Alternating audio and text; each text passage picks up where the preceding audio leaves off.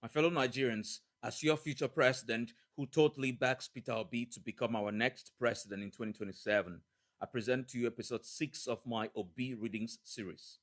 Episode 6 is from Obi's post titled The Danger of Making Crime a Norm, posted on X at 7:49 a.m. on October 6, 2025. Please listen as I read. Whenever I talk about Nigeria being a crime scene, those who are part of the criminality and their hirelings will quickly start their noise making, attacking, and blackmailing me. But how do you tell people that those whose integrity, character, and behavior are supposed to be exemplary and emulated in society have become the very source of the nation's decay? How do you tell young Nigerians to be honest and upright when those they're supposed to emulate are the least to be emulated because they are criminals and dishonest? Certificate forgery is a serious criminal offense in all countries of the world. It is one of the most corrupt practices heavily punished. In one of my knowledge seeking visits to Indonesia early this year, after interacting with several ministers responsible for health, villages, SMEs, planning, and education, as well as the Vice President and President Joko Widodo, that's at the time, on development, I met with the chairman of the General Elections Commission of Indonesia. I asked him about the educational qualifications required to participate in elections from local government to the state legislature, governorship, and up to the presidential level. He openly stated these um, qualifications to me. My team and I then asked a simple question. What happens if someone contests for public office with a forged certificate or did not attend the school he claimed he attended? He looked at me surprised and shocked and said, and I quote, that attracts immediate disqualification and prosecution. It is a criminal offense. End of quote. He added, and I quote, if someone can forge a certificate, how can that person be trusted to lead others? End of quote.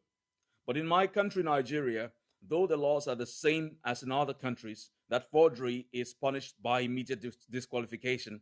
The Independent National Electoral Commission, INEC, makes no effort to scrutinize certificates before the elections, overlooks complaints of forgery, and when challenged after the elections, courts will dismiss the serious criminal issues as pre election matters without giving this criminal act appropriate punishment. INEC, even after the elections, does not bother to revisit or investigate these serious offenses before the next election. The other concerning issue from all these is how criminals and dishonest people scale through all the scrutiny layers, security, parliament, and government apparatus set to handle such. Even more disturbing, amounting to double tragedy, is that most of these dishonest people swore to an affidavit before a law court attesting to the authenticity of the documents they presented.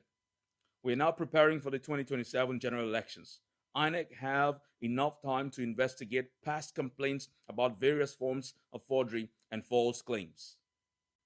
Our electoral amendments must include that anyone intending to contest for any public office, whether an incumbent or a new candidate, must submit all academic certificates to the electoral body immediately after party primaries, at least 6 months before the election. These certificates, alongside details of schools attended, what was studied, and years of study, should be made public for verification within 90 days. This process must also apply to appointed officials, ministers, and even aides, because when dishonesty starts from the top, it spreads to every level of governance, just like it's happening now. We must deal with certificate forgery holistically with the seriousness and level of criminality it deserves. Criminal offenses should not be dismissed as a mere procedural matter.